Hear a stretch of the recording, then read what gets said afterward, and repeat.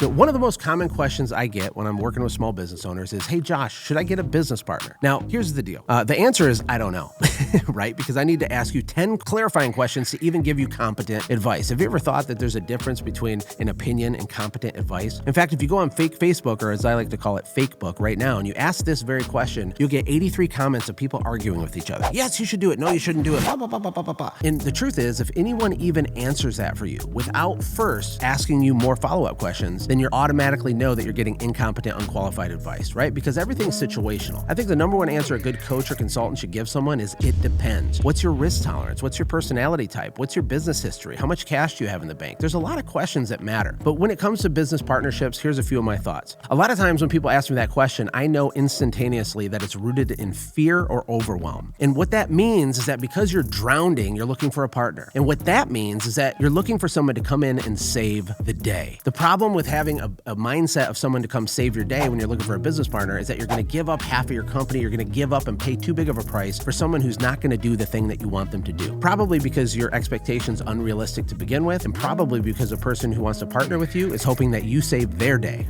right? Getting into business partnerships is really, really easy, but getting out of them isn't as easy. It's just like marriage in a lot of ways. It's easy to glue two pieces of paper together, but it's not easy to take them back apart without destroying both pieces of paper. Can I get an amen? Okay, so when it comes to business partnerships, there's some certain things you need to ask yourself. Is the person you're going to partner with, do they have complementary but different skills than you have? Because if you're both the same person, one of you is unnecessary. Do they have the same values and morals and ethics that you have? Because if they don't, it's going to be a nightmare. It's just a ticking time bomb waiting to happen. Do they have the same philosophy about money that you have? The way to grow a business really fast is to not pay yourself any money and reinvest everything into the company. And that's really cool, but not everybody's down for that. You need to have the money discussions often and early. You need to remember that good fences make good neighbors. You need to know that all the awkward, weird conversations you have on the front end are going to set you free on the back end, and everything needs to be papered and so clear and so simple that a 7-year-old could understand it. Albert Einstein said, if you can't explain your ideas to a 6-year-old, then you don't understand it. And if you can't explain the different roles and responsibilities and expectations and clauses in the operating agreement between you and your potential partner, then you probably shouldn't sign the docs until you can. Some other things to think about is that you don't have to give up equity just to partner with people. Equity is really easy to give away when you have a tiny company because it's not worth anything. You can throw it around and dish it out. But if your company does succeed at a high level, it's the most expensive thing you're ever going to give. The other thing is that people give up too much equity too quick. Sometimes it's better to give people a pathway to equity so that it pulls them through the partnership longer. And a little piece of equity can unlock as they achieve certain milestones for you. Another thing you can do is just hire them, or you can joint venture with them,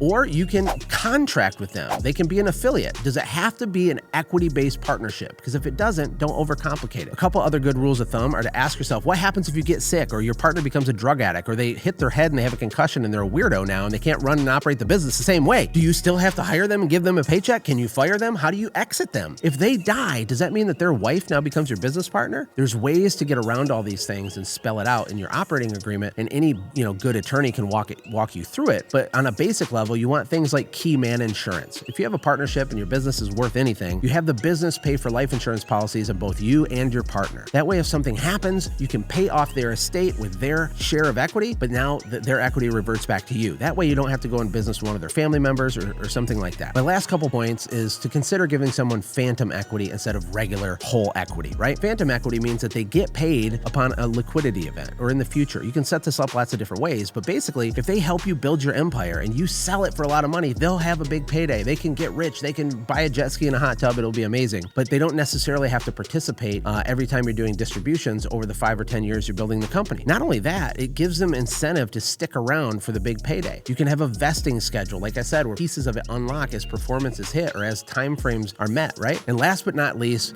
please don't do a 50-50 partnership. Someone has to have the final say. Someone has to have the final decision-making power. Is it going to be you, right? Or are you going to end up getting fired from your own company because you accidentally got a bunch of partners who turn on you 3 years from now? Things get weird once there's real money being made. So have the awkward money conversations now. If your intent is to pay yourself $18,000 a year and build an empire and reinvest everything, you better make sure that your partner feels the exact same way or you're going to have problems. Everything's easy when there's $12 in the checking account, but when there's $7.2 million in the checking account, things get funky really fast.